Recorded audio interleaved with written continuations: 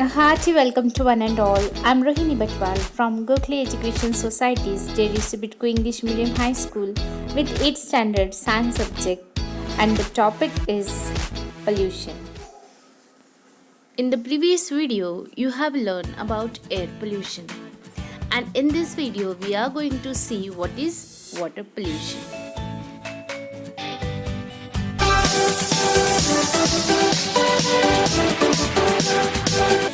Can you tell students from which water sources do we get the water suitable to use? For which different purposes do we use the water? How much percentage of the earth's area is occupied by water? What are the reasons of water pollution? And why does water is referred as molecule of life? Students, water is said to be polluted when it becomes unclean and poisonous due to mixing of natural or artificial unwanted material, when it becomes harmful to living organisms due to decreased oxygen content, and when epidemic diseases are spread through the water. Freshwater or marine pollution includes physical, chemical, and biological changes. Now let us see what are the water pollutants. There are mainly three pollutants: biological pollutants, inorganic pollutants, and organic pollutants. So biological pollutants are: water does not remain potable due to algae, bacteria, viruses, parasites, etc. Diseases are spread due to biological pollution. Second is inorganic pollutants. Suspending particles like fine sand, dust, soil, precipitates of salt, compounds of arsenic, cadmium, lead, mercury, of arsenic, and traces of radioactive material. See the C. Organic pollutants, that is weedicides, insecticides, fertilizers, sewage, industrial effluents, etc. Now let us see what are the reasons of water pollution. There are mainly two reasons: natural reason and man-made reason. See the first, natural reasons. First is aquatic weeds, that is depletion in O2 level, that is oxygen level, and changes in natural qualities of water. Second is decomposing matter, that is decomposing bodies of plants and animals. Third is modern sludge, that is river current and its diversion. Fourth is soil erosion. Many biotic and abiotic factors are added to water due to soil erosion. Fifth is microbes like fungi and bacteria grow on organic matter decaying in water.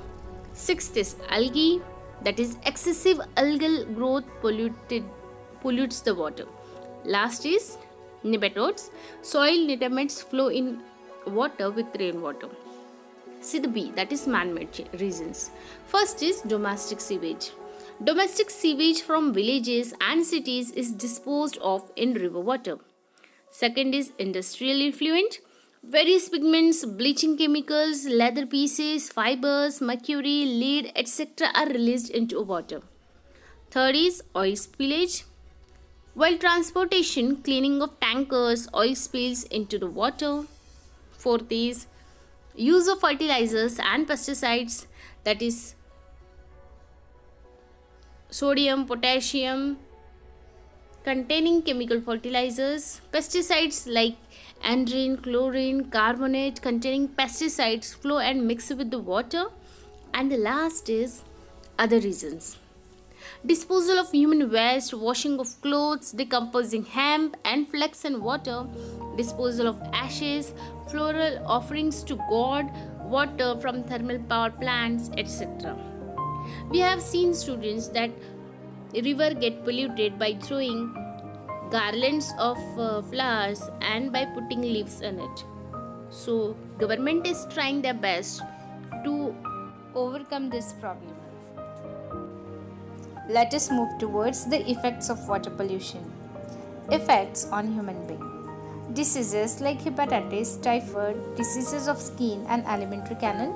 Second is elements of liver, kidney, brain, deformities in bones and hypertension.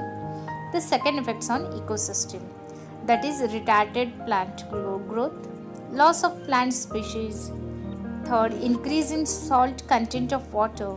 Fourth, decreased dissolved oxygen level. Fifth, disturbance in aquatic ecosystem, death of aquatic animals, and adverse effects on seabirds. And the third effect of water pollution is on other effects. And that first is changes in physical and chemical properties in water. Second, changes in natural color and taste. Third, useful aquatic fauna is destroyed. Soil fertility is also affected, and toxic materials are also added to the crops. Let us move towards soil pollution. Can you recall, students, what is meant by soil erosion? Second, what are the reasons for depletion in soil fertility? See, students, out of the total land area of the soil, some is covered with by ice, some is desert, whereas some is occupied by mountains and hills. Very less area of land is available for human use. Soil is said to be polluted when there are changes in its physical, biological, and chemical properties, and its fertility decreases due to either natural or man-made reasons. Let us move towards the effects of soil pollution. Soil fertility decreases due to mixing of salty, acidic water from industry. Second, radioactive and other pollutants enter and pass through food chain like the soil, crop water, and human body. Third, problems of water pollution increases due to soil pollution. Toxic substances leach into water. Similarly, diseases spread through various pathogens. Now let us see the relationship of soil pollution with air and water pollution. If wet waste is dumped at wrong place, instead of composting, pathogens grow upon it, which are then mixed with water, causing water pollution. Insecticides, chemical fertilizers, weedicides are used in agriculture, which causes soil pollution. Excessively sprayed insecticides and weedicides are mixed with air, causing air pollution. Similarly, excessive use of chemical fertilizers causes water pollution. Soil pollution occurs due to mixing of human waste, birds, and animals' waste. This releases various sinking gases causing air pollution. Some waste may cause water pollution if mixed with water. Now let us move towards pollution prevention and control. Government of India has enacted some laws for control, regulation, and prevention of pollution. Following are the 3 laws regarding pollution control. And the first is Water Pollution and Prevention Act 1974. Second, Air Pollution and Prevention Act 1981. And the third is Environmental Protection Act 1986. Various laws and rules are in force in relation to biomedical waste, harmful effluents, solid waste, and sound pollution. Government sanctuaries bodies like Maharashtra Pollution Control Board and Central Pollution Control Board supervise about whether the industries, industrial areas, local governing bodies like municipalities, district councils, panchayat samiti, gram panchayat, etc. follow the laws about pollution control. Now see what you have to do.